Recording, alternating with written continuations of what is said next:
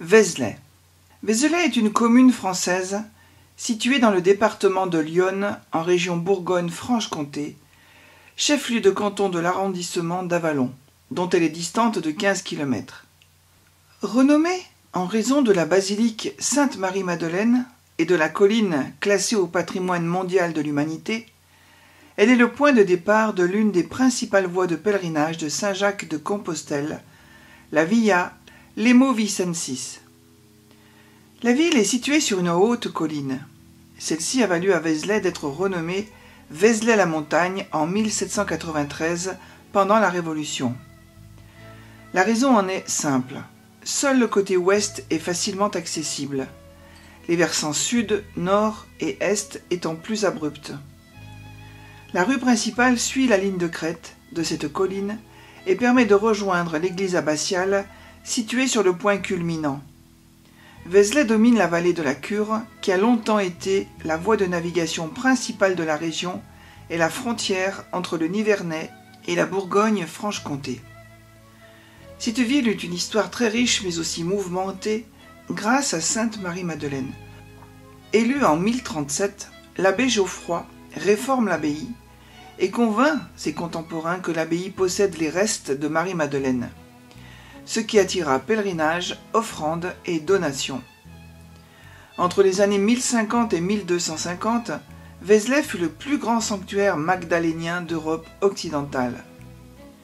Ceci profita naturellement aux habitants, et le village devint une petite ville. De là chez eux un esprit d'indépendance que le despotisme monastique irrita, et qui bientôt se manifesta par des révoltes sanglantes, des luttes opiniâtres. Il faudra attendre une bulle pontificale pour que Madeleine devienne officiellement la patronne de l'abbaye, en 1050. Une telle prospérité attira Cluny. Celle-ci soumit Vézelay et lui imposa l'abbé clunisien Artaud.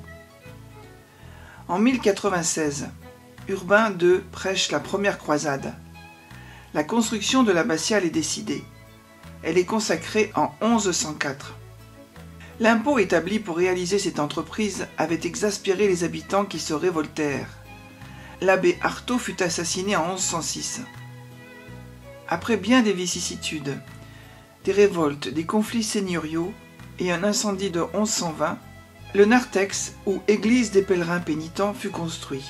L'abbé Albéric signe avec les habitants une charte qui définit les droits de l'abbaye et des bourgeois. C'est un acte de sagesse qui fut loué en termes élogieux par saint Bernard de Clairvaux. En 1146, la réputation de Vézelay est telle que Bernard de Clairvaux y prêche la deuxième croisade au lieu dit la Croix Saint-Bernard. Le lieu du prêche est transformé en église commémorative. Les abbés reçoivent du Vatican d'énormes prérogatives. Le droit de porter la mitre, la crosse, l'anneau et les sandales. Mais après la révolte de 1167, les habitants obtiennent des moines une charte écrite qui leur garantit des libertés enviables dans la région. En 1190, Philippe Auguste et Richard Cœur de Lion s'y donnent rendez-vous pour la troisième croisade. Le chœur de l'église romane est reconstruit en plus vaste. L'abbé Hugues, homme corrompu, dilapide les richesses de l'abbaye et est destitué en 1207. Le déclin de l'abbaye commence, coïncidant en cela avec le déclin des ordres monastiques et celui des bénédictins en particulier. Si vers 1215 l'abbatiale est achevée, les conflits avec les comtes de Nevers reprennent. Les différents papes et les rois de France ne pourront rien pour protéger la communauté religieuse. La protection des reliques de la Madeleine semble peu efficace et les pèlerins se détournent de cette ville agitée par tant de conflits. Le pape Clément IV lance une enquête pour comprendre les raisons d'une telle déchéance et ordonne une vérification solennelle des reliques de la Madeleine. Le roi Saint-Louis s'est associé, mais en 1279, le pape proclame que le corps retrouvé à Saint-Maximin la Sainte-Baume est bien le corps de Marie-Madeleine. Alors les pèlerins se détournent de Vézelay et la prospérité aussi. En 1538, une bulle accorde ce que les moines demandent depuis longtemps, à savoir la sécularisation. L'abbaye devient une simple collégiale. Un chapitre de chanoines remplace les moines bénédictins et surtout le domaine est mis entre les mains d'abbés commendataires. Lors des guerres de religion, Vézelay passe au gré de ses abbés de place-forme des réformés à citadelle de la Ligue. L'influence de Théodore de Bèze fait de Vézelay une des premières villes de la région acquise au protestantisme. Au traité de Saint-Germain, en 1570, Vézelay est l'une des 2 villes du gouvernement de Champagne à autoriser les protestants à exercer librement leur culte. Érard de Rochefort s'ingénie à réparer l'église de la Madeleine et ses dépendances, en particulier la chapelle basse.